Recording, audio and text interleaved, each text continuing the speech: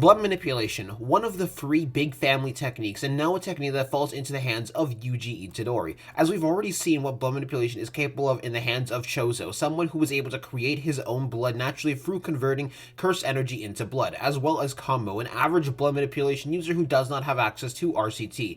However, this video is made to talk about Yuji directly, and why I think Yuji's going to end up showing why the Kambo family is one of the big 3 families in terms of blood manipulation abilities, and just overall what the full potential of blood manipulation actually is. Now, before I do talk about why I think Yuji's going to become the best blood manipulation user, if not already is the best blood manipulation user we've already seen, I do need to talk about Yuji's current feats with blood manipulation and just how impressive they are. Number 1, Yuji has pulled off a technique that is very similar in effect to the supernova attack, where he heavily compressed the blood that he had directly spat out against Sukuna before having it expand and burst directly on Sukuna in the process. And some of you guys might be thinking, okay, supernova is not that strong of a technique, and I would completely disagree with you on that. In the hands of Chozo before the time skip, supernova was what allowed him to land several hits on Yuji, as well as beat Naoya and finally force Kenjaku to use the anti-gravity technique. This is all in the hands of pre-time skip Chozo, who everyone got a curse energy level reinforcement buff after the time skip, as directly stated by Sukuna later on when all of them arrived to the direct battlefield, with blood manipulation techniques typically already being faster than the user directly. Whether through slicing exorcism, piercing blood, or supernova, they've all always been shown to be faster than the user directly, if not by a little bit, but in the case of piercing blood, by a lot. But furthermore, a lot of people don't actually know how hard it was to pull off supernova and for Chozo to create this move. As the narrator had directly said in the fight against Naoya, this move was a Chozo original, born of Chozo honing his own curse technique for 150 years. This technique was a result of Chozo training for over 150 years in terms of skill of his own curse technique, and he was able to spawn the supernova attack. Now you may be wondering, how does this all center back to Yuji? Yuji was capable of learning the properties of it in under a month of time, while also having to focus on learning other things like reverse curse technique, something that doesn't come natural to him, and as we see directly from Gojo, that when it doesn't come natural to you, it is much harder to learn it. After all, Gojo had to be put on the state of near death in order to learn RCT, which heavily helps learning RCT a lot, as well as having to learn these new soul fists, which these new soul fists are probably a little bit easier to learn than we thought, purely because of the fact that Yuji kind of already has the experience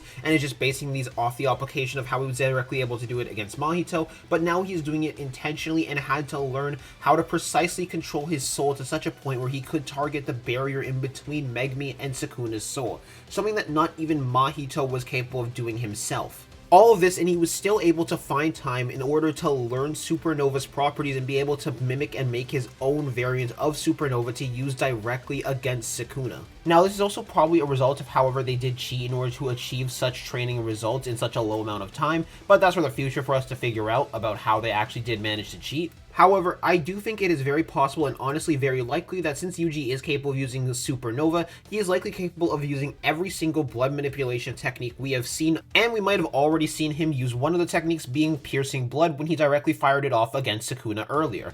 It looks like he fired it off against Sukuna purely because of the fact we don't actually see Chozo ever again after he gets donated by Sukuna. Which means other than just piercing blood and supernova, it's very likely that he could potentially have slicing exorcism in both Chozo's variant, which are just a bunch of strings that launch at incredibly fast speeds, or Kamo's variant, which is just a massive shuriken. Flowing red scale, which in the hands of Chozo, it allowed him to go bar for bar directly in terms of hand-to-hand combat against Yuji. Flowing red scale stack, which allowed him to go even stronger than he was before and fight against Yuji, who was resolving himself by turning all of his fear and negative emotions directly into curse energy, and that was in the hands of pre-time skip and basically the weakest Chozo, yet alone Yuji, who should be much stronger by this point, especially with the 1 month time skip, which made them all even stronger. All of these and even more blood manipulation applications should be on the table for Yuji to directly use, just based on the fact that he's able to use Supernova alone, purely because of how difficult it actually is to pull off Supernova, as directly stated by the narrator, as I explained earlier. However, some of you guys might also be wondering this: if there was more to show off with blood manipulation, then why hasn't Yuji done so yet?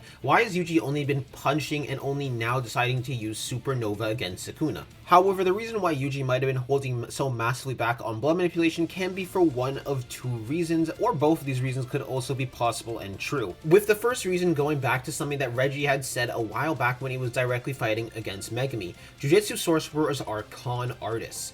Making sure to keep information hidden to your cards is something very important for Jujutsu sorcerers to do.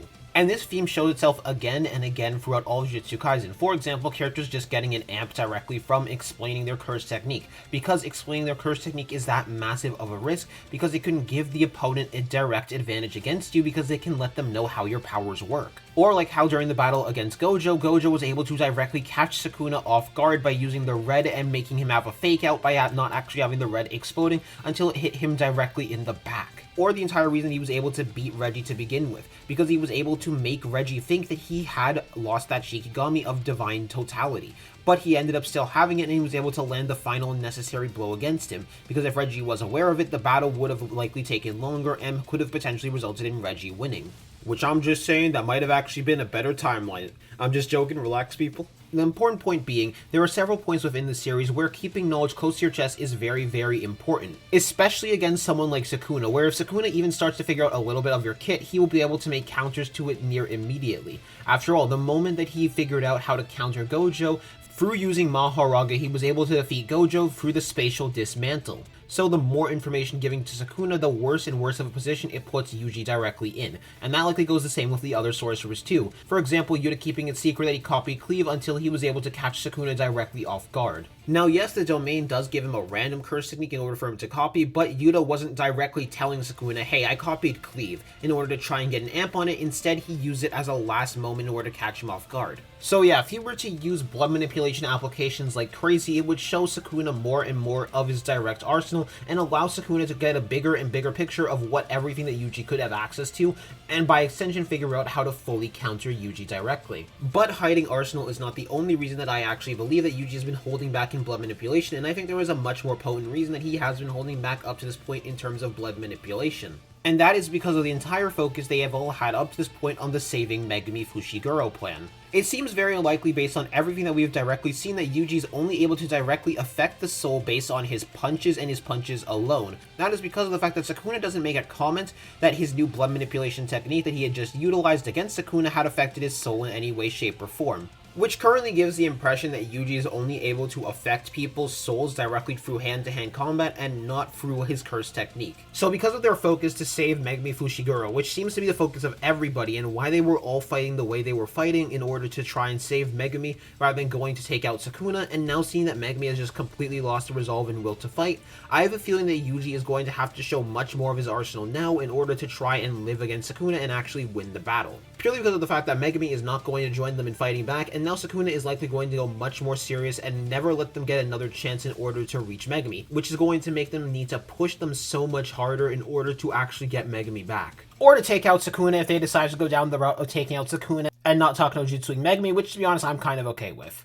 Now I'm going to talk about a few other reasons of why we're going to see the full potential of blood manipulation from Yuji, other than just Yuji's potential being so insane, as well as the justification for why Yuji would have been holding back up to this point. Which one of those meta reasons is the fact that blood manipulation is a very, very underutilized technique, due to the fact that blood manipulation in lore is one of the big 3 clan techniques, alongside the likes of the 6 Eyes plus Limitless and the 10 Shadows, where we've both gotten to see the full potential of those techniques through the likes of Gojo and Sukuna. Techniques that we can fully see why and understand why those are big 3 family techniques. And while Choso has done incredible to show off his potential with it, a lot of people still don't think that blood manipulation is that good, and this will be the last chance to actually show the levels of blood manipulation and what can possibly be achieved through blood manipulation through Yuji Itadori. After all, like I talked about earlier, Choso kinda got donutted. Furthermore, we still don't know what the effects of blood manipulation with soul knowledge can actually do to a person and how strong that could potentially be. Like, as much as I assume that blood manipulation can't affect the soul, there's nothing that actually confirms that yet. Sure, Sukuna didn't react to the blood manipulation in that way, but for all we know, Sukuna just didn't think about it purely because he already just put that under the assumption of all Yuji's attacks can directly affect the soul. That and Sukuna was kind of being extremely overwhelmed by that point, since right after the blood manipulation landed, he had to deal with Rika and Yuta attacking him at the same time, and Yuta taking off his hand. However, those are all the reasons that I think Yuji is going to be able to show off the full potential of blood manipulation and the peak of blood manipulation, but there is still one good question that I feel I need to answer at the end of this video, which is more importantly, what can Yuji do with blood manipulation that we haven't seen other people do directly with blood manipulation? Now, while I have directly created a video talking about what the potential of blood manipulation could be and what I think the full potential of blood manipulation could be, I don't think that's going to fully apply to Yuji purely because Yuji has other aspects other than just blood manipulation under his belt. With the main thing that's probably going to be very useful is RCT as well as having soul manipulation directly. The reason why I believe these extra little special things that Yuji has direct access to, alongside likely his immense physical strength that he has access to, is purely because of the fact that all of the other big techniques actually need something else to complete it. Now you might be wondering, what do I mean by that? For example, Limitless. Limitless is useless without the 6 eyes completely. Or well, it's still possible to use Limitless, but it's near impossible to control it other than without the 6 eyes because of the level of control that the 6 eyes grant to a person, as well as no one would ever be able to actually utilize Limitless to its full potential without the access to Reverse Curse Technique. After all, Reverse Curse Techniques allows the existence of Red to also exist, as well as Hollow Purple. Without RCT, all you have access to is Blue. And while Blue is strong, it's not going to be anywhere near as strong as it would have been with the 6 eyes as well as Reverse Curse Technique to begin with. Meanwhile, for the 10 Shadows to reach its complete state, it needed the 10 Shadows users to have guidance directly from Gojo in order to be more creative, for them to even be able to access the Shadows to begin with and use the Shadows as an entirely different dimension for storage. And finally, it needed someone as powerful as Sukuna in order to achieve its full potential. After all, none of the 10 Shadows user have ever achieved Mahoraga or taming Mahoraga for a reason. So it needed the overwhelming might that Sukuna could directly offer with his techniques that he already had, crafted so perfectly in order to tame the Mahoraga. And while Choso could definitely complete some parts of the puzzles, for example, Choso is able to convert his curse energy into blood. Yuji is not just also able to do that same exact thing technically through using RCT to constantly regenerate his own body, thus regenerating his own blood and then making it so he has more blood manipulation he could directly use than an average standard user. Yuji also wields even more parts of the puzzle that could be completed, such as having an incredibly strong physical body, which who knows what that could do in order to affect the blood. Because of Yuji's already strong levels of body, it might make the blood more powerful than usual. Or it would even make flowing red scale stack even more powerful on someone like Yuji in comparison to Choso, who Choso has a much physically weaker body in comparison to someone like Yuji. Or Yuji's direct ability to affect the soul, which Yuji is one of the only few characters that is actually able to do this, and is able to do this so precisely, as I talked about before, he's able to directly target the barrier. Yuji has parts of the puzzle that Choso might not have had in order to make it more and more complete. And who knows what else Yuji has access to now the time save has passed. For all we know, Yuji might pull off showing off a domain expansion or a maximum technique. However, that's way too deep into the realm of theory and speculation, but I do think it's very possible nonetheless. But that's why I do think Yuji is going to end up showing the full potential of blood manipulation. I want to hear what you guys think in the comment section down below. I'm gonna see y'all later. Peace out. Have a good day. Hey you. Yeah, you. I'm here to hook you up with some really good anime merch and merch for comic book lovers. Now, do you love Jujutsu Kaisen, Dragon Ball, Naruto, One Piece, Bleach, Marvel, DC, and all of the above, and do you have your own nerd stuff that you're into? Well, I got some good stuff for you today, as our friends at Fandominion are here to hook you up because they got the best merch. If you've been around here for a while, you'll know that they've been with our channel for a long time. So you can take it from me that they got good merch and they will hook you up with the highest quality merch. After all, I really recommend them. They got some really good merch, and I'm gonna hook you all up with something special. If you use the code TEF, really simple, really easy to remember, made it simple for all y'all, you get a 10% discount. Yeah, that's right, a 10% discount for all the merch you could possibly buy. And I guarantee you, you'll be happy with whatever you get. So, you guys make some money, I'll give you a discount, I make some money, we all get happy. Hope you all enjoy, and let's continue on with the rest of the video. Remember to check out Fandomian. Link in the description down below, as well as our code.